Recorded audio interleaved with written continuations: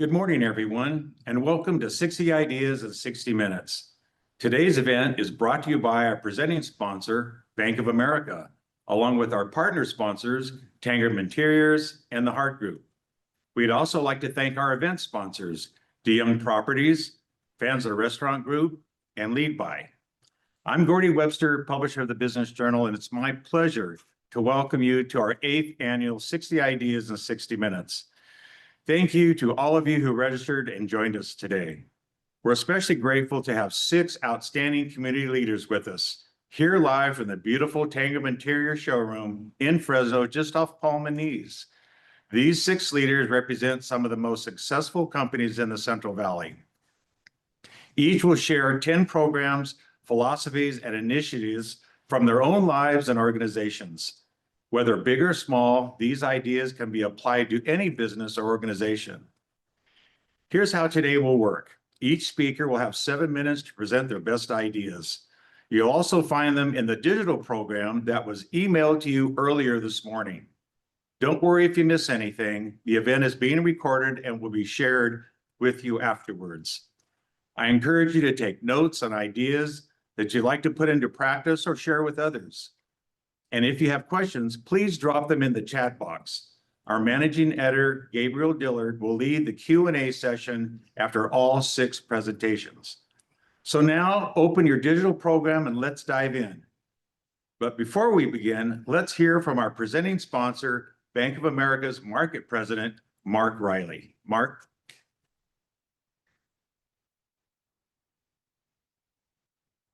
Good morning, everyone. My name is Mark Riley, and I'm the president of Bank of America for the Central Valley region, where I have the honor of leading our business banking team and supporting business clients. And on behalf of our 320 employees throughout the Central Valley, I'm delighted to welcome you to the 8th annual 60 Ideas in 60 Minutes event. When entrepreneurs and leaders in general come together, new thinking emerges, and each of us brings a unique perspective developed through our own experiences. And we are here today to foster that spirit of collaboration and learn from each other. And together we can exchange ideas, offer support, and challenge each other to think bigger and bolder. As we like to say at the Bank of America, we are better together. And that means not just supporting businesses in their growth, but also investing in the health and strength of the communities where we live and work. Here in the Central Valley, we work with our nonprofit partners to tackle challenges like food insecurity and affordable housing, and support workforce development programs that prepare the next generation of leaders, and maybe even our future 60 Ideas CEOs. At Bank of America, we are also focused on sharing best practices to drive growth and staying power. Year after year, our teams of small business and commercial bankers hold not hundreds, but thousands of meetings with our Central Valley clients. And now more than ever, frequent communication creates an effective foundation for driving the growth that we are all looking for. And during these meetings and conversations, we share valuable insights that we gather from our world-class research platform, and sometimes more importantly, from our clients themselves. We share these findings and trends with clients and the business community as a whole in the Business Journal, on topics ranging from business resiliency to succession planning and exit strategies. We know that by listening and sharing, we will grow stronger together. So I will conclude my comments by asking each of you a question. It's the same question I asked you last year, the same one we continue to ask our clients and teammates as well. What would you like the power to do? I ask this with the understanding that the power is not just about growing businesses. It's also about building stronger, more resilient communities. And at Bank of America, we are proud to stand alongside you to do both. I encourage each of you to really think about what would you like the power to do, both personally and professionally. And it would be our pleasure to support you along your journey. So finally, to our distinguished panel of presenters, thank you for investing in our local business community in the way that you have. And to the leadership team at the Business Journal, thank you for bringing us together for 8 years now. You continue to help us grow together as a community. Well, folks, I know most of these panelists on an individual basis, and so I can tell you personally, we're all in for a real treat this morning. And so with that, Gordian team, back to you.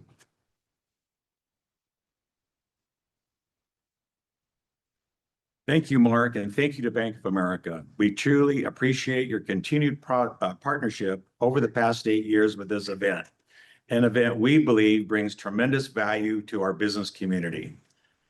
Now it's my pleasure to introduce the Business Journal's associate publisher, Ashley Webster Rudolph, who will get us started with today's speakers. Hello and good morning, everybody. Thank you for tuning in with us this morning. We're excited to jump right in and introduce these incredible speakers that we have lined up for you this morning. Our first speaker hardly needs an introduction in the Valley Ag community. Mark Borba is a fourth-generation farmer and president of Borba Farms, a diversified Westside operation producing everything from almonds and pistachios to continent tomatoes across 7,200 acres. This year marks his 50th and final crop year, a milestone in a career defined not only by farming excellence, but also by leadership and service. Mark has served on countless agricultural, educational, and healthcare boards and was recognized as Agriculturist of the Year by the Fresno Chamber of Commerce. Please welcome a true Valley leader and advocate for our community, Mark Borba.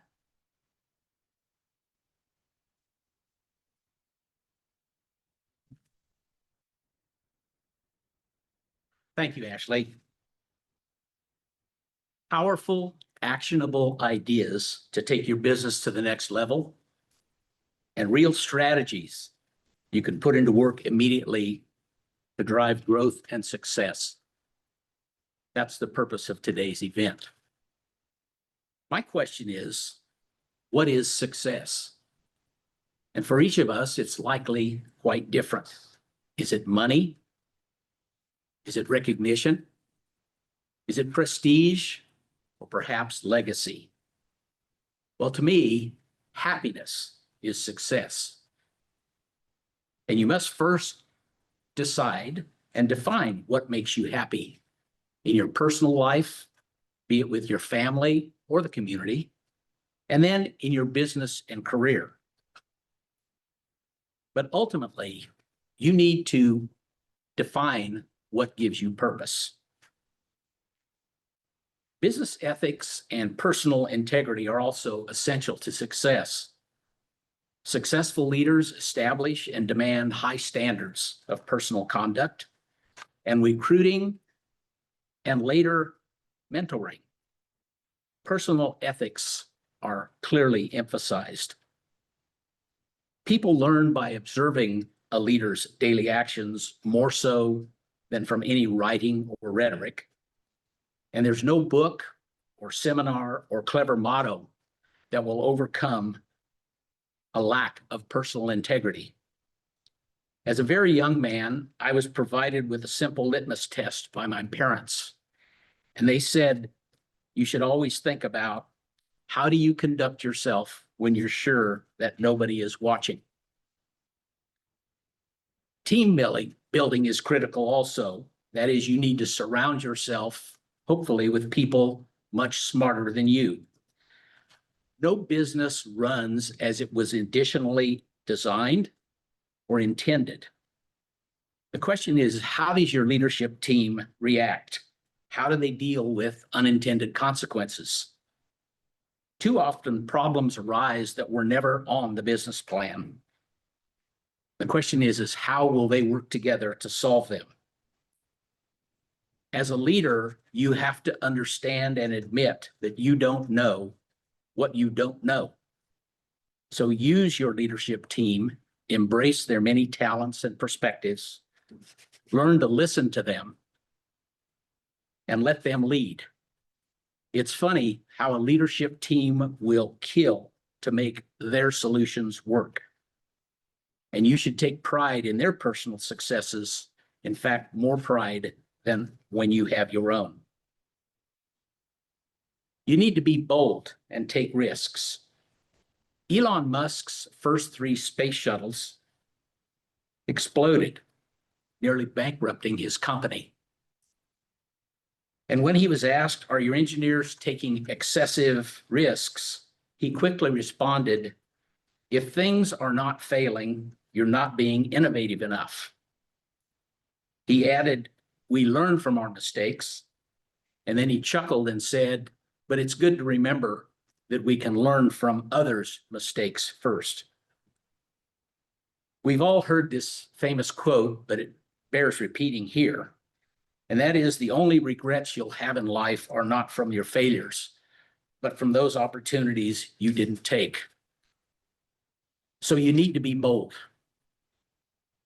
Finally, I'd like to share a short poem with you that I believe should be included in every business's handbook. And it's essential for inspiring personal happiness and resulting life success. It's called The Man in the Glass, poem by Peter Dale Wimbrow Sr. When you get what you want in your struggle for self and the world makes you king for the day, just go to the mirror and look at yourself and see what that man has to say. For it isn't your father, your mother, or wife whose judgment upon you must pass. The fellow whose verdict counts most in your life is the one staring back from the glass. He's the fellow to please, never mind all the rest, for he's with you clear up to the end. And you've passed your most difficult, dangerous test if the man in the glass is your friend. You may fool the whole world down the pathway of years and get pats on the back as you pass, but your final reward will be heartache and tears if you've cheated the man in the glass. So in summary, my actionable ideas on how to achieve success are pretty simple. First, you need to know what makes you happy. Second, you need to build your team. You need to recruit and mentor with purpose. Your company should adopt the highest ethical standards. Personally, you need to act with unquestioned integrity. Nurture your team and allow them to be successful, and encourage them to take risks. Be bold and unafraid. And finally, my message is that to ensure your personal happiness, check back regularly with the man in the glass. Are you happy? In the end, that's the only opinion that counts. Thank you.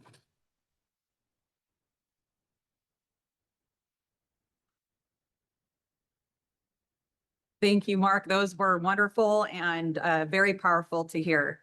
Our next speaker has been building more than just homes. She's been building communities and opportunity for nearly 50 years. Paula DeYoung co-founded DeYoung Properties in 1974, at a time where a few women were leading in the construction industry. Since then, her vision and leadership have helped deliver more than 8,000 homes across the Central Valley, always guided by commitment to family, innovation, and service. Beyond home building, Paula has championed causes from St. Jude Children's Research Hospital to local schools and nonprofits, raising millions and inspiring the next generation of leaders. Please welcome a true pioneer in business and our community, Paula DeYoung. Good morning, and thank you. I do want to thank the Business Journal, especially Ashley and Gordy, for hosting today's Business Ideas Exchange and for the opportunity to contribute, especially with this amazing group of speakers. Today, I'd like to share with you a few grounded lessons that have helped guide me through 50 years of business. First, you can learn from anyone. This is one of the earliest lessons I learned from my father. He always said, ask questions. You can learn something new from anyone. And he was right. So ask for advice. Listen to the people from all walks of life. Every person is like a book with a story that can teach you new ideas. A conversation with a retired person who has a lifetime of experience, or a young person just beginning their career with a fresh perspective, or someone from a completely different industry might spark a new idea, help you identify an emerging trend, or give you useful guidance. On job sites, I've learned valuable lessons from trade partners and manufacturing suppliers. So ideas, trends, and solutions often come from unexpected places. Remember to ask questions and stay curious. Next, stay relevant, keep learning. This may sound a lot like my first point about learning from others, and in some ways it is, but this one is actually about you. It's your responsibility to keep learning, to stay sharp, stay relevant, and stay competitive. The world and business are always changing, whether it's technology, market shifts, or evolving customer needs. Years ago, my team and I chose to step into a more advanced world of energy science and building practices to stay ahead of where we thought home building was going. That learning, which took about a decade, helped us build the first, and from what I know, still the only zero energy homes in the Valley, nearly 150 of them. These homes are designed to produce as much clean energy as they consume in a year. So staying relevant and competitive means being committed to continuous learning, even when it takes extra effort and time. Next, keep critical goals in clear view. Vision is important, but staying focused on clear strategic goals is what keeps you moving forward. When balancing your workload and other competing demands, it's really easy to get lost in the details. But what is it that you realistically need to achieve? Prioritize your most critical goals first and keep them front and center. Breaking down complex goals into manageable steps makes it easier to stay focused and make steady progress. Remember the example of rocks, gravel, sand, and water, which is a helpful way to visualize managing your priorities. If you fill the jar with sand and water first, your small tasks, there won't be room for the rocks, your key important goals. But if you start with your rocks, then add the gravel, everything can settle in around them. Next, be prepared, be confident, show up ready. One of the biggest challenges I've seen, especially for women in male-dominated fields, is the lack of self-confidence. But preparation builds both confidence and credibility. Before any high-stakes conversation or meeting, remind yourself why you belong at the table. Revisit your background, your education, training, and experience, so you walk into the meeting grounded in your values and confident in your knowledge. And when appropriate, use a brief introduction to share that expertise. When done well, it positions you as a knowledgeable contributor. So preparation isn't just practical, it is powerful. Do the job right the first time. When I started in business in the 1970s, the expectation was clear: show up, work hard, or move on. Performance was expected. Today, it may be harder to replace someone who is underperforming due to layered HR protocols, but the truth remains, your boss may replace you, or worse, your customer will. So bring your best to everything you do. Expectations for excellence haven't changed no matter the era. Either do it right or don't do it at all.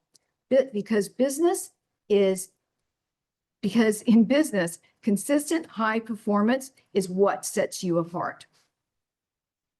Next, create a culture to support your team. Great businesses don't just happen. They're built on a culture that truly supports its people.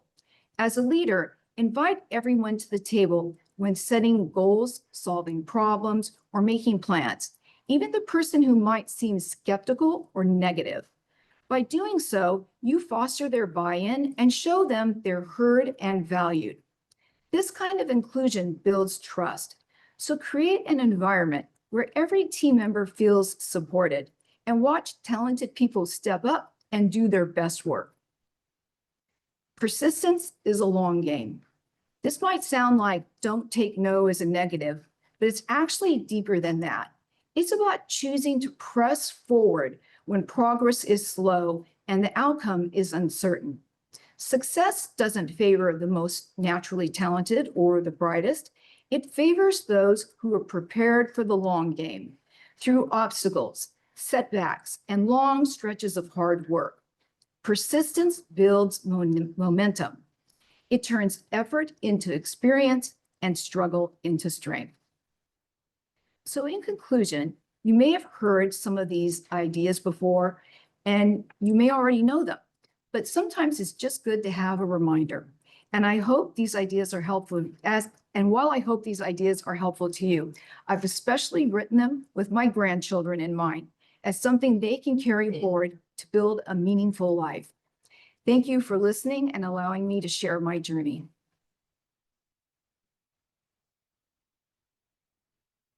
Thank you, Paula. Those were some wonderful ideas. Just a reminder, we will be doing a Q&A once everybody is done with their presentations this morning. Please add your questions in the chat at the bottom of the screen. Our next speaker leads one of Central Valley's most beloved institutions, the Fresno Chaffee Zoo. John Dolan brings a unique blend of biology, architecture, and conservation leadership to his role as CEO and zoo director. Before coming to Fresno in 2021, John spent more than 2 decades with the Wildlife Conservation Society in New York, where he directed the New York Aquarium, spearheaded a $160 million shark exhibit, and led major restoration efforts after Hurricane Sandy. Today, he's advancing the zoo's mission with world-class animal care, immersive exhibits, and conservation efforts that connect our community to the wildlife here at home and across the globe.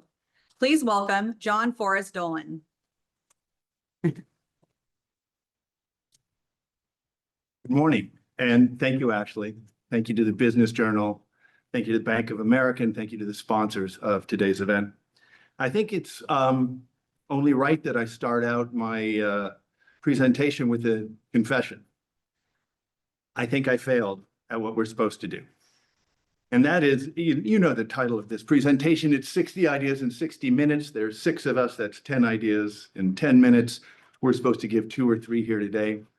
Frankly, I don't think I've had 10 good ideas over the last week, but I think what I do have is one big idea, and that one big idea has many different aspects to it. That one big idea is that we need to move away from what I think is a destructive myth of dividing our world into work and life. And it's not to say that there's not different priorities and different realities in those 2 spheres in which we exist, but that it is a destructive myth when we think that our authentic and real life begins when we get home. Because the corollary of that, of course, is that we put on a mask when we go to work. That because there are different ends, there are different means that we use when we're at work than we would in the rest of our lives. And I think that that is not only destructive to our own sense of a continuous, rich, authentic self in all aspects of our world, but it also leads to poor outcomes in our business interactions. So with that one big idea in mind, I want to just sort of share 3 aspects or practices of that, which I think are very helpful. At least they have been for me. And the first is to move away from the power of this idea of like, oh, I'm at work. Different ends, different means. The problem with that, of course, is that it often leads to sort of transactional interactions, right? What can this person do for me? What do I need to get out of this meeting? And I think that that's not only ultimately sort of destructive to relationships with our colleagues and peers, it also diminishes our own humanity. And most importantly for this setting, it leads to poor outcomes, quite frankly. So what I have found to be very helpful in interactions, business interactions, is to go in with an attitude of being genuinely curious about the person across the table from me. To move away from what can this person do for me into a mindset of what does this person want and what does this person need out of this meeting, out of this interaction. Because when we do that, we open ourselves to all sorts of possibilities, of course, not the least of which is our own sense of empathy and humanity allows us to see and relate to that individual better. But it also allows us to think about collaborative and cooperative endeavors that we might undertake when we see how our desires align. And if you just sink into being genuinely curious in those interactions, you'll be amazed at how much the possibilities open up and how enriched the outcomes can be. And that collaborative and enriched outcome, I think, leads me to my second practice, if you will, which is always look to make it an and conversation. It is sort of incumbent upon us as leaders, we're always confronted with either or decisions, right? But there are very, very few zero-sum games in our profession. And the truth is, if you can stop your mind from thinking it's either this or it's that, and move into a mindset of it's this and that, the outcomes are always better. Not only are the possibilities multiplied, but that's how innovation and creativity get their foot in the door of any conversation. It's the way we start thinking about ideas that are much stronger than whatever we initially started with. And it's the way that synergies happen, collaboration happens, and really the most positive of all outcomes. So the last thing then I want to leave you with is perhaps the hardest, and it's the practice of gratitude. And it is easy to be grateful for the great things in our lives, easy to be grateful for our successes in the business place. But what I'm offering up to you is advice to be grateful for all of it. At work, like in the rest of our lives, there are onerous, difficult, repetitious, banal, or otherwise unpleasant tasks that we just don't like. But we know actually that those tasks are often important to the success and sometimes most important to our success. So if you can move your mindset from I have to do this to I get to do this and express a feeling of gratitude for all of it because you know the outcome will be better.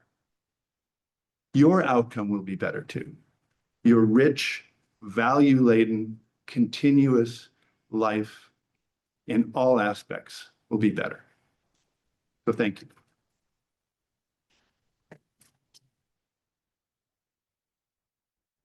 Thank you, John. Those were wonderful.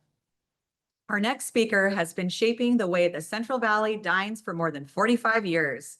David Fansler is the founder of the Fansler Restaurant Group, the creative force behind beloved restaurants like Yosemite Ranch, Pismo's Coastal Grill, and Westwood's Barbecue. A Fresno native with a background in accounting, David combined business savvy with a passion for hospitality to build restaurants that are not only local favorites, but also smart investments. For more than 2 decades, he has built a reputation for success in the restaurant industry, earning recognition as one of California's top restaurateurs. You also may know him as a co-host of the popular radio show, The Restaurateurs on KMJ. Please welcome David Fansler.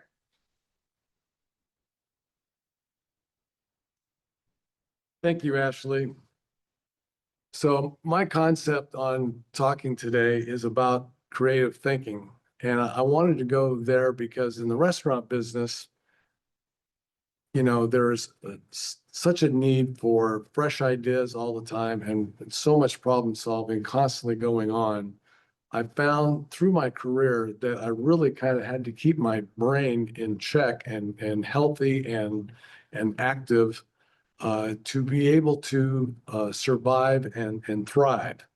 So creative thinking is that engine of progress that is a skill of generating fresh ideas and connections that drive, along with action, profits, and innovation. So the Fansler Restaurant Group started in 1980. We have 3 restaurants, Pismo's, Yosemite Ranch, and Westwood's Barbecue, and we have 350 employees. And the ultimate mission for our restaurants is that we want to be able to provide delicious food, beverage, and service at a compelling value to our customers every day. And we need to have a happy labor force that respects management and wants to work for us for a long time, because we don't want turnover. Turnover is the kiss of death in the restaurant business, because if you have a turnover problem, then you're constantly in training mode, and that means you have a consistency problem, and that just is a circle on the drain, and you don't want to go there. So you want to make your people that work for you happy, and they need to make enough money to make a living for their home. So that's the ball I keep on, that I keep my eyes on. And every little subset of that, like menu items, atmosphere, purchasing, equipment, marketing, those are the things that I focus my creative thinking on. So how do I go about doing that? Well, just basic starters. I have a list of things of items that I'm working on in my day timer, and I transfer them from week to week. And I like to live with my ideas. And because I want to look at them throughout the day, and I will think about them in the morning. I'll think about them in the afternoon. I'll think about them on my walk. I'll think about them at night. And I have different perspectives on them throughout the day, and living with them for a few days, a few weeks, depending upon the size of the project or the thought, I feel more inclined to be able to make a good decision on. I also spend a ton of time studying my industry, looking up restaurants, looking at menus. I travel a lot around to other locations of great restaurants, and there's a gazillion of them around the country to go to. And I'm looking for inspiration. And I also, I have to admit it, I look at TikTok. It's very entertaining. And I'm so glad that I thought we were going to lose it there for a little bit. I'm glad I wanted to keep it on, because it's very entertaining and it is inspirational. I always pursue my curiosities as well in this business. And I want to give you an example of that was very helpful to me, because if you pursue your curiosities, it will take you to new thoughts. And many years ago, actually early 08, I was in San Francisco, and I was at the Skoma's restaurant there on the wharf. And I was with Roxy, and we were having lunch, and I noticed for like the third time I'd been there, I ran into somebody from Fresno. And I kept thinking about that, what a coincidence. But on the way home, I'm thinking, that's not a coincidence. They have a big Fresno clientele there. And so I thought, they should come to Fresno and have a dinner at Yosemite Ranch.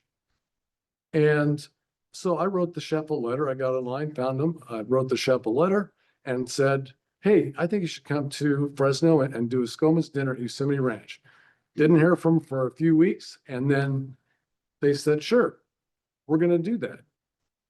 So it was the best Tuesday we ever had in the lifetime of Yosemite Ranch. But they also offered me a tour of the restaurant at Skoma's, and I'd never been in a seafood restaurant kitchen before. And so I went up there, and they showed me how the whole kitchen lays out, how the fish comes in the back door, how they ice it, how they do this and that. And it was just amazing. It was a tremendous learning experience. And I can tell you that Pismo's was born at that moment on that day. And Pismo's has been a very successful restaurant only because I went up there and asked a guy a question, and I got a great return on that. I also keep a journal of my ideas, and that's a very important thing to do, because ideas are very fleeting. Sometimes you'll just be in a random place. You could be in an elevator and some idea will hit you, and you need to write it down and keep a journal of that.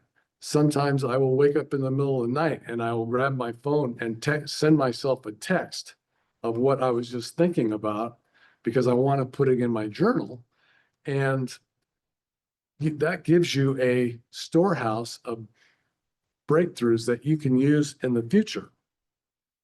Now, also, when you're working on issues in your business, there's kind of a structured way of doing it, which is helpful. And that's called the scamper technique, which is a mnemonic for SCAMPER. So that's, the S is for substituting the product with something else, combining, A for adapting, M for modifying it somehow, P for put it to another use, E for eliminating it completely, and R for, do the reverse of that. And if you look at it through those different lenses, it will give you new ideas. Then you use your critical thinking to narrow down what it is you think you need to do. Preparation on a daily basis for me is a complete necessity, and I think it should be for everybody because it makes your day so much more productive. So I like to, when I look at myself for the first time in the morning in the mirror, I want to see that, Dave, are you prepared for the day? Because if I can't answer yes to that question, I know I'm going to have a non-productive day.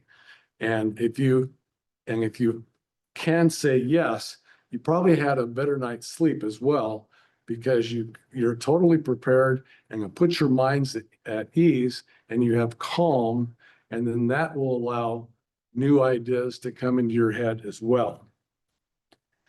As I've gotten older, I've noticed how food really impacts my brain. And it's very important to follow a diet of complex carbs, get away from the processed foods, lots of veggies, little bit of fruit, a little bit of red wine is not terrible, and lean proteins. And that will give you a consistent energy level that you can work on throughout the day. I think also my biggest profit strategy, and I didn't intend to it be, but it just worked out that way, was having a lifetime of regular exercise. And regular exercise, and it depends on what you do, it impacts your body in certain ways. For example, I walk 25 miles a week or so around Northeast Fresno. If you live in Northeast Fresno, you've probably seen me out there walking around anywhere between Copper and Shepherd and, Maple and Willow. I have like 20 different routes I do through there. And what that does for you is not only is it, great physical work, exercise, which, helps you live a longer life, which everyone wants to do. It allows you your time to be alone and to reflect on things you want to be doing. Also, I'll have meetings out there on the walkways as well with friends, with employees, and just talk about their issues or your own issues with them. It's very helpful. If you got into cardio gets your oxygen going because it pumps the blood and gets your oxygen to your head. That creates alpha waves, and that will give you a lot of new ideas just from that. And if you're into resistance training, that is a more disciplined, and that gives you a more focused thought process and gives you the strength to handle difficult projects. So I just think that exercise is a very, very key element. My favorite addition to my routine has been cold plunging. And I just started doing it about a year ago. I started with taking cold showers, but let me tell you something. There is not a pill you can take that will make you feel as good as cold plunging. It completely distresses your body, and the being immersed in cold water, and for me, I do 47 degrees for 45 minutes. It floods your body with energy and clarity and gives you a very alert focus. And that shock to the system trains you to stay calm within that discomfort. And that resilience becomes flexibility and the ability to see problems from new angles. So it gives you clarity and courage to think more creatively. I do recommend starting with cold showers. This time of year is a perfect time to start because the water's not that cold, so you can get used to it much easier. And as the year progresses and you get to January, I mean, the water now it's a piece of cake. It's like 60 degrees or something. But you get into December, January when the water's 50 degrees, and that's really where you'll see the difference and the dopamine that you get from plunging. You will actually become addicted to it because when it just completely distresses you, and you can just leave all your baggage in the cold plunge, and you just come out of there completely refreshed and alert and ready to go and take on the day. And it's a great thing to do every morning. So ultimately, maximizing creativity isn't just about chasing profits or solving problems. It's about building a life of contribution, clarity, and calm. And when you nurture your creativity with intention, we don't just think differently, we live differently. Thank you.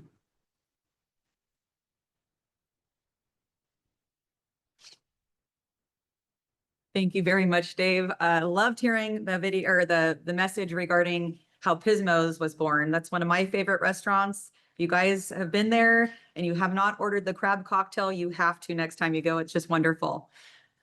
Just a quick reminder, we'll be doing a Q&A after the presentations are finished. Please add your questions in the chat at the bottom of the screen. Also, if you have any ideas for future speakers for this program, feel free to jot down my email, ashley@thebusinessjournal.com, ASHLEY@thebusinessjournal.com. Our next speaker is a business leader who has built success measured in tasty treats and drive-thrus. Genesis Wilson, alongside her husband Brent, has grown Dutch Bros Fresno into 15 locations with more than 400 team members, while also leading Trela Properties, a real estate development company dedicated to people, place, and purpose. A first-generation college graduate with a degree in business administration, Genesis has combined her corporate experience with her entrepreneurial drive to make lasting impacts. She serves on the Marjorie Mason Center board and is deeply involved in local chambers of commerce, all while helping direct hundreds of thousands of dollars in community giving. Please welcome Genesis Wilson.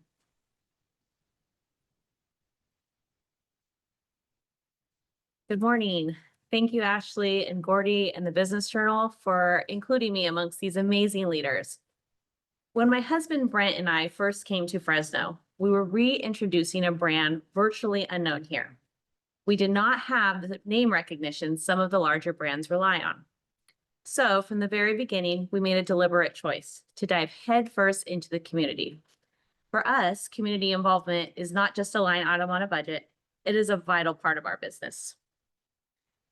We knew that if we wanted to build trust here, it had to be earned.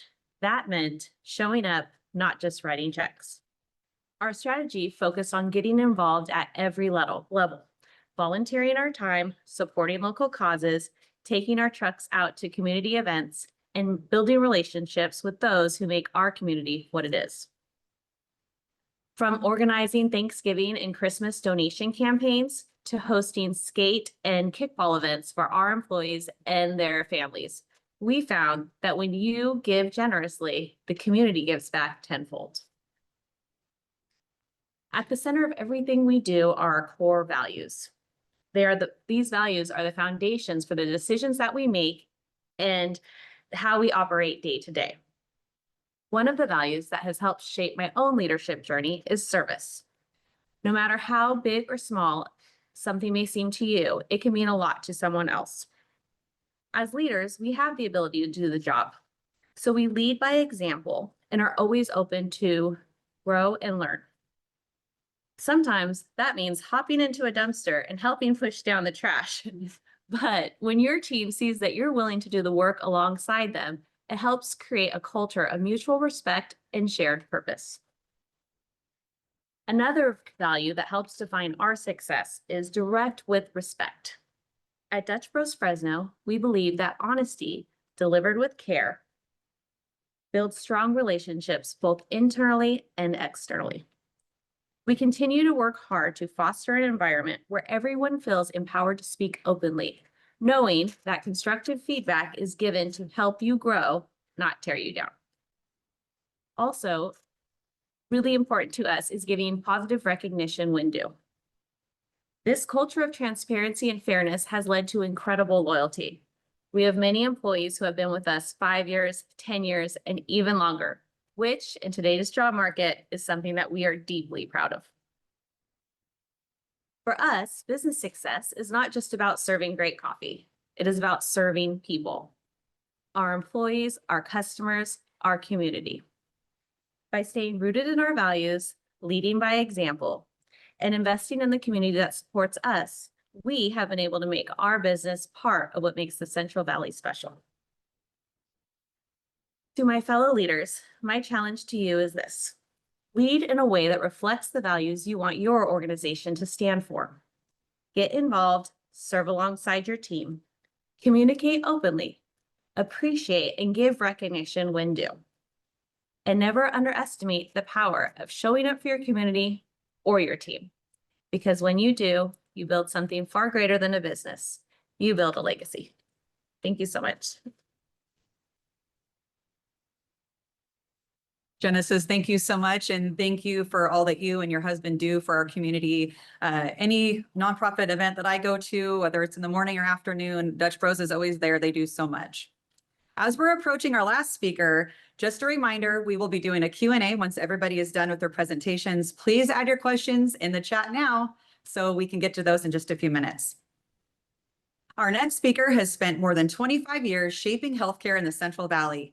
Katie Zenovich is the Senior Vice President of Development and External Affairs and Chief Development Officer at Community Health System, where she leads fundraising and partnerships that brings tens of millions of dollars to expand world-class care right here at home. From launching Terry's House to securing record-breaking gifts for cancer and neuroscience care, Katie has been at the center of the transformative projects that have been changing lives across our region. Please welcome Katie Zenovich. Thank you, Ashley, and Gordy, and the Business Journal. And I'm so pleased to be here this morning with these amazing other speakers in the panel. In Tangram, what a beautiful place. As Ashley said, I'm Katie Zenovich, and I'm Senior Vice President for Development and External Affairs with Community Health System. I'm part of a leadership team for the largest private healthcare and private employer in the Central Valley. I work to help bring world-class care right here to the Central Valley residents because people here deserve it and they need it. This includes the addition of the Community Cancer Institute, which solved a problem. It stopped people from having to go most times out of the area to get top world-class health care. And it's like bringing the Bob Smith Camp Family Neuroscience Institute, which will open in summertime next year, 2026, in downtown Fresno, adjacent to Community Regional Medical Center. That's a big need. When given the opportunity to speak about those ideas I've had over the years that shaped me, that helped me in my career, I had a lot of them, but I was able to narrow it down to 3 in no particular order. So I hope these are going to be helpful to some of the viewers as I go through them. First idea or lesson learned, it's not what you know, it's who you know. I was once asked to speak to a group of women in business, mostly made up of doctors and lawyers. I gave them this topic, which was provoking for these highly educated people. And it was considered somewhat controversial. But my intent was to highlight the importance of relationships alongside of knowledge and skills. You've all heard the saying, that doctor has no bedside manner. Well, in essence, they're probably not friendly, haven't been spending enough time with you, or I mean, they could be incredibly smart and very capable, but unfriendly, and no one really wants to do business or work with someone who isn't. If you're open to getting to know your clients, your patients, your colleagues, spending just a little more time building relationships, friendly relationships, this investment, time and attention, helps your business and initiatives thrive. Sounds basic, but it's true and it's very, very powerful. Time is often hard to give to people. Sometimes it is just that, though, giving your time and show interest in those you're interfacing with. Being acquainted sets you apart from the rest, and relationships make things work. It's who you know. While expertise is crucial, and connections often open doors to opportunities, partnerships, and resources that might otherwise not be accessible. Building strong professional relationships can lead to referrals, collaborations, mentorship, better reputations that accelerate success. In many cases, trust and rapport gained through relationships carry as much weight as technical ability. The phrase "it's not what you know, it's who you know" reminds professionals that cultivating a network and engaging authentically with others is a strategic asset. Sometimes the key factor that turns knowledge into real-world results and career growth.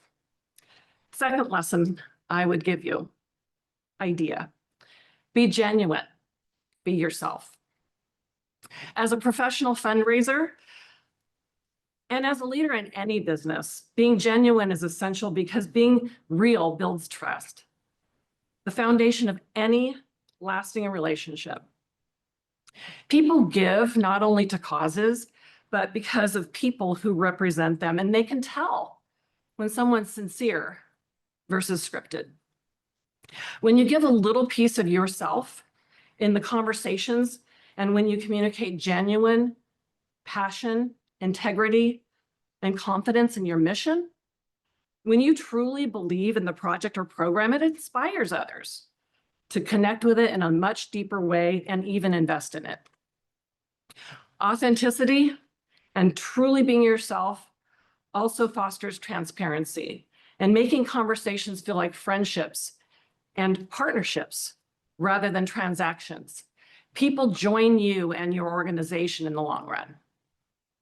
My third idea is optimism and attitude, both are a choice. I've been accused of being optimistic so many times in my life, it's more than I can count, but I'm okay with that. I believe optimism and attitude are two powerful elements in life and work. They're always within your control, and they are a choice you make every single day. While you can't dictate every circumstance, I get that. You can choose how you respond to it. Healthcare can be very challenging, can be a bummer. But a positive outlook doesn't mean ignoring challenges. It means facing them with the belief that solutions are possible. And setbacks are just temporary. Your attitude shapes how others perceive and respond to you, influencing relationships, opportunities, and outcomes. People often ask me, how do you ask people for money? And honestly, I don't look at it like that. I look at it like I get to solve problems. I get to take the means to a need and put them together and fix a problem and make something better for the people who live in our valley, make something more available to you, your families, your friends, your loved ones for generations to come. How cool is that? Choosing optimism is actually healthier than negativity for yourself and those around you. It fuels resilience, creativity, motivation, even in difficult times. Ultimately, your mindset is one of the few things you can fully control and own. By intentionally choosing to be constructive, hopeful, have a hopeful perspective, you create a stronger foundation for success and fulfillment. Trust me, I've learned some of the best things from some of the worst experiences and some of the worst people. But I believe the struggles that you experience, The adversity that you have creates a hunger, and it shapes you, and it gives you a drive, and it gives you the ammo to do better, be better, and do anything that you set your mind to. Believe it. Stay optimistic. Aim high, raise the bar. It's amazing what you can do with a positive, ambitious mindset. My mother, who was extremely active, well into her 90s, told me something when I was coming to work for Community Health System. I was a little bit torn about leaving the employer that I was with at the time. And she said, "Katie, what are you worried about?" And I looked at her and she said, "You have the power to make this the best thing you've ever done. You can decide that." And she was right. Thank you.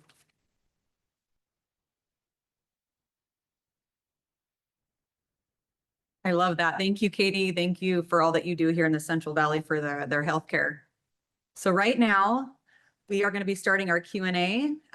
Gabriel Dillard will be facilitating, our managing editor. So just a second here, we'll be passing it over to the speakers. Great. Well, I want to thank you to our speakers for all of the wonderful advice that you had to share today and all of your ideas. The first question, and I want to direct this to the group, is who do you turn to for advice when you're facing a really tough decision? Anybody? I think it's important to develop mentors through your career. I know that I have, and I've worked at just about every position within our profession. I've had a chance to meet many really talented people over that course of time in different fields. So there's always a mentor that I can rely on and lean into about advice for specific situations that are different all the time. I fortunately have a partner who went to high school with. He went away and experienced a lot of job opportunities in businesses, went to Stanford, got an MBA, came back. We joined forces about 40 years ago. And while his academic excellence is unquestioned, his common sense and knowledge and his ability to convey even the most difficult issue is incredible. And so I can always rant and rave about what I think, and he always brings me back grounded to say, these are the alternatives, and this is what we should do. And so I am very fortunate. How do you personally stay connected to what's happening on the front lines of your companies? You got around. You got to be there. You've got to go be in the places where the work is being done. Joseph and I were talking about that walking in this morning, that it's very important to not be too far away from what you're talking about every day, what you're representing, and what you are there for. That's the mission. That's where the rubber meets the road. And if you're not there where the work is being done, you're failing. You have to see it be there all the time. You have to be part of it. Not that we can tell everybody who's the expert, in my case, at the bedside, what to do, but we need to know what's being done, and we need to know how we can help that and support that and do that. I would say another thing, it's and I think perhaps Dave feels the same way. One of my jobs at the zoo, I think, is to always represent the guest, right? To walk through our operation with a guest's eye view of what's going on, so that I'm always returning us back to what is the most important, right?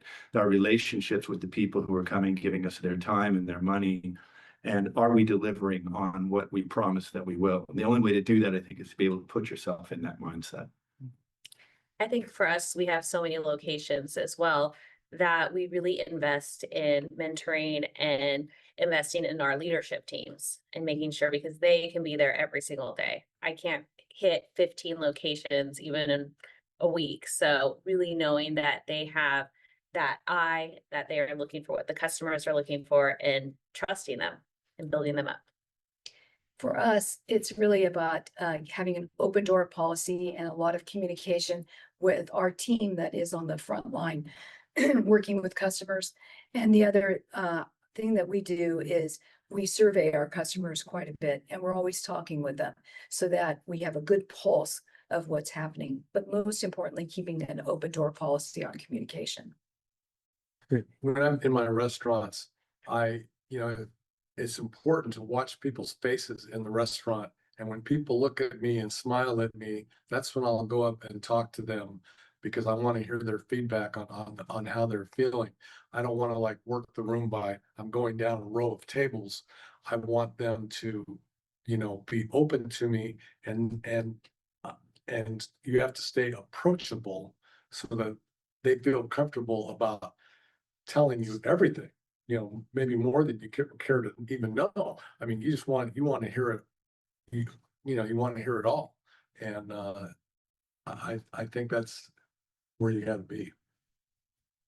So I want to take some questions from the chat. The first thing is actually a comment from Nico saying that Katie, you're the best mom ever. I wanted to communicate that. He's the best boy on the planet. Another question is directed to you, Dave. As far as your advice with the cold plunging, if you want to work your way up to that, how long of a cold shower should we be looking at? So, okay, I can tell you that you take a hot shower first, and then at the end of your hot shower, crank it up a little even hotter so that you're just like really hot and you're looking for some cold relief. So then you crank it to all the way to cold instantly, standing in front of it, and then kind of like count slowly to 10, 1001, 1002 to 10, and then turn around and do the same. And then just keep working backwards and forwards until you work up to 3 to 5 minutes of cold water. Wow. Okay. Next question is to Genesis from the chat. How does Dutch Bros choose the community organizations that you support? You must get plenty of worthy requests.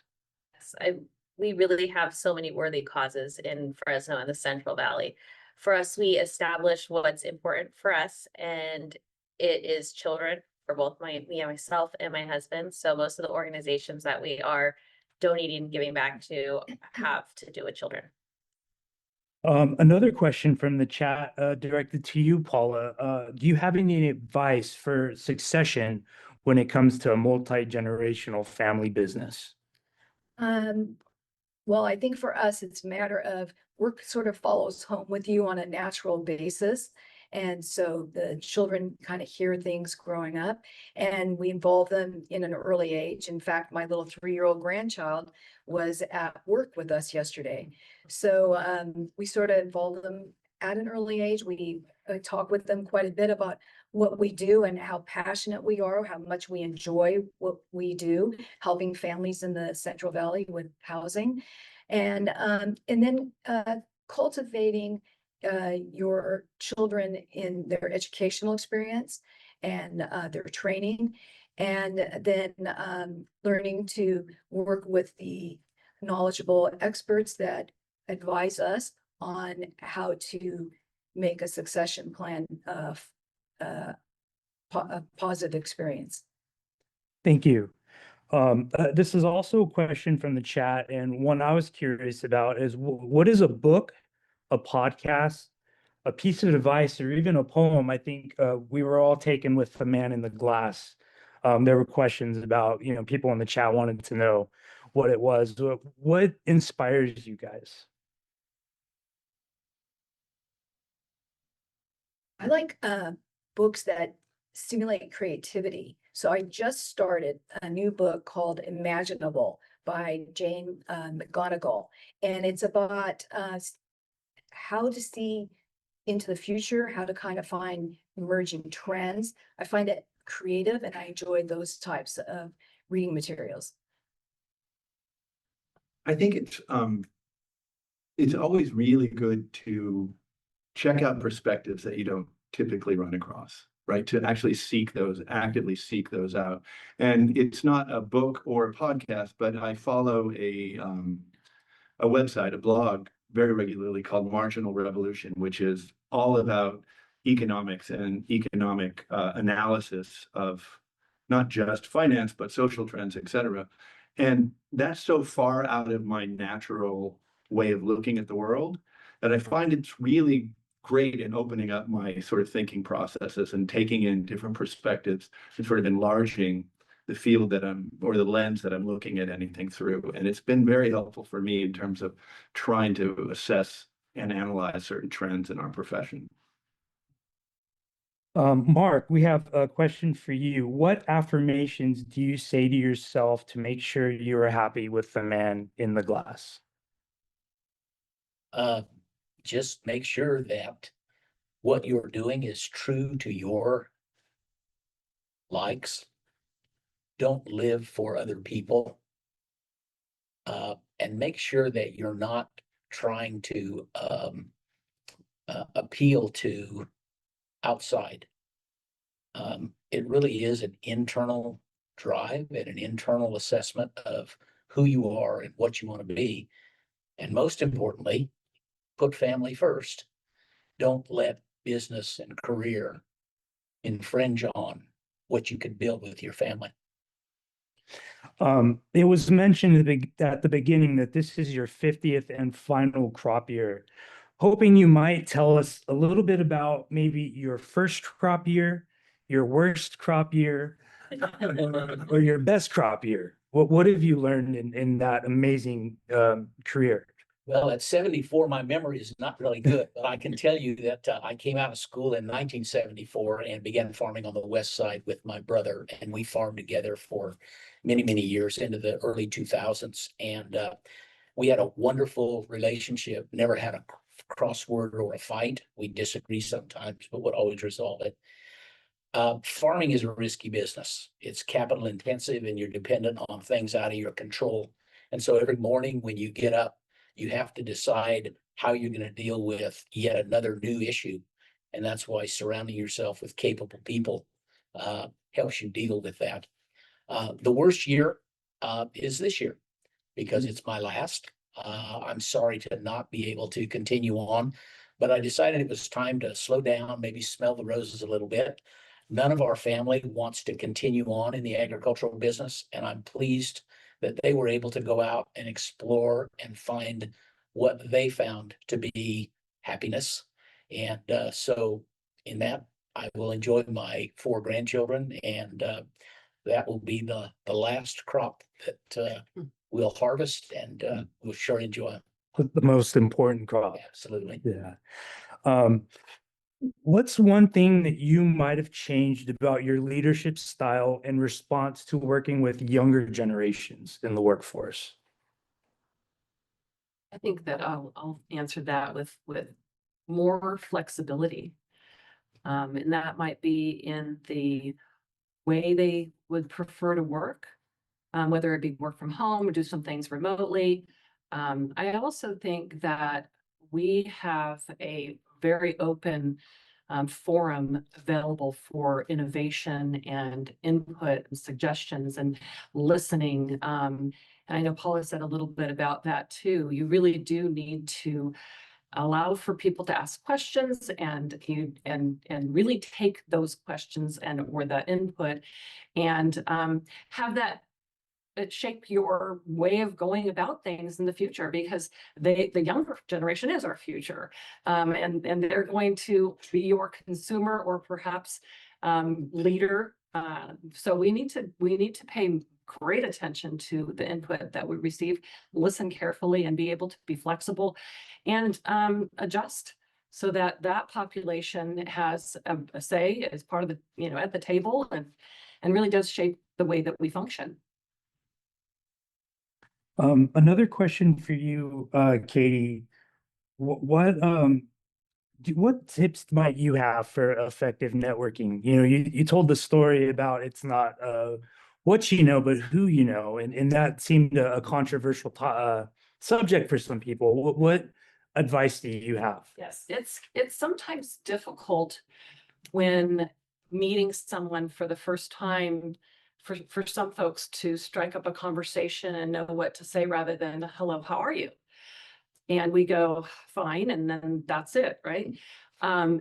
I typically want to find out what is going on with them. I mean, if I leave a fresh conversation with a nugget about somebody that says, huh, this is cool. This is something I'll remember about this person or their interest, and or share something that hopefully interests them. Usually what I will do is bridge a conversation when someone asks me how I've been or what I'm doing into something that I really am doing, like building that Neurosciences Institute downtown and what it's going to contain. And now we have over 90 physician providers that are going to be under one roof, all running around doing neuro, stroke, brain injury, back injury, that kind of thing, where people don't know it. So I use it a little bit as an educational piece for me to learn, but also to share a little exchange that way. Thank you. One question for Dave. Of your three restaurants, what's your favorite? Which of your children do you love? Yeah. Oh, my God. Well, I would, that's a hard question because I love all three of them. I personally eat a lot of seafood, so if it was based on diet, it would be Bismos. Great. I want to ask this question to the group. What are you still trying to learn, even at this stage of your career? What do you still need to take away? Besides AI? Yeah. Technology, my goodness, is just always evolving and changing. We learned one program and then we're switching to another program, and you have to learn the new technology on this other program. So technology for me. I feel like there's so much left to learn all the time. I'm sort of overwhelmed by the reality, much less the question. But I think, getting better at motivating people, getting better at correcting my own optimism, which I think can be excessive at times, and learning how to put a check on that without quenching it, right? Without putting it out. And, getting back to what you asked about younger generations, like, I think learning more and more humility about the fact that, yeah, there is real generational differences between my frontline staff and the executive leadership of the zoo. But at the same time, that frontline staff, that Gen Z and millennial staff, are also the ones that are going to help me understand how to reach the next generation of conservation stewards who are also Gen Z and millennial, right? So I need to have the humility of being able to listen in ways that are sometimes counterintuitive to what I would do otherwise. I think a lot of your talks touched on gratitude. And I think this might be our last question is for the group is what are the ways that you show gratitude in your daily life, and what does it mean to you? I deal with folks who are giving from their pocketbooks, giving from their estates or from, their families. And I truly believe that you cannot thank people enough when they do that. They're investing in this community in a way that hopefully will yield, an asset for generations to come, but it's not a tangible usually. And so it's a real noble thing for people to do, and they should feel the gratitude and the appreciation of being that type of person and doing that for their community. I would just expand on that even a little bit further. The zoo's in a unique position because we are supported by Measure Z, which is a tax levy passed by the citizens of Fresno County. So in a very real way, we're supported by everybody in this county and everybody who buys anything in this county. And that is an amazing blessing and a privilege to be the recipient of, and is a constant reminder of how much people love what we do and how much trust they've invested in us to do it correctly and to continue to grow the zoo in the way it has been. And I think it's impossible not to live in a field of gratitude around that, because my every interaction with people reinforces that idea of their support, their pride, and my responsibility in that regard. I think for us, having so many employees, recognition is a huge part of that. So it can be monetary or not, just pumping them up and showing at every level that they've done an amazing job, that you appreciate them, goes a long way. And as far as gratitude within the community, giving back my time has been huge. I have and my employees, even my family sometimes give me a bad time, but I have a way of always looking at the cup being half full. And no matter what's going on around me, I can always, and you don't have to look very far, but I can always identify someone who's got a hell of a lot worse. And I ultimately go to hey, you think you got it bad today for whatever's going on in your life? Did you get a call from your doctor saying, I got your oncology report back and we need to come in and talk very soon? Because ultimately, while you think every day is presenting you with a crisis, they're all solvable. And you're fortunate to be able to carry on. So it's the cup half full, cup half empty. And I think I try to convey an attitude to everyone around me that no matter how things are, how bad things are, it could always get worse. And in some way, it's a comment on being positive.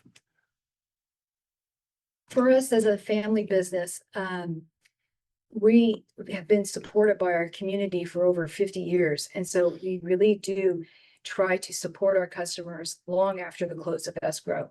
And like the others had said, give back to our community in the ways that are appropriate. And then also supporting your team and being grateful, knowing that it's a blessing to work with our team each day and trying to support them with what makes them happy with their lives. In my company with 350 employees, there's a crisis every day for somebody. And I like to be engaged with what's going on with my staff and who's having problems and stepping in and providing support. It makes the whole employment group feel much better about the company.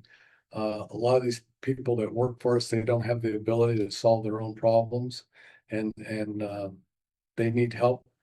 And so we'll get involved in that situation. I mean, we've had people all of a sudden you find out you've got a cook that's living on the streets. In the summertime, it's like, we have get hotel rooms, whatever we have to do. I mean, it's just crazy things go on with 350 people. It's non-ending, but management really needs to be involved. And they say you're everybody's daddy, and you are everybody's daddy, and you have to be willing to play that role. Great. Well, I'd like to show some gratitude by thanking you guys for sharing your time and your wisdom with us today. Thank you so much. Thank you. Thank you. How about that Q&A? That was just amazing. I loved it. It's probably my favorite part of this program that we do every year. On behalf of the Business Journal and our sponsors, I'm proud to share that a portion of today's proceeds will go back to the Fresno Chaffee Zoo. The zoo inspires people to care for animals, create connections, build a community, and save wildlife. We're truly blessed to have such an incredible place right here in our own backyard. If you haven't visited recently, I encourage you to go. It's amazing to see all that they've accomplished over the years. And that's it. I hope you all enjoyed today's program, and thanks again for tuning in. And a big thank you to our speakers for their time and their effort in making this event so valuable to our business community. Thank you and have a great morning.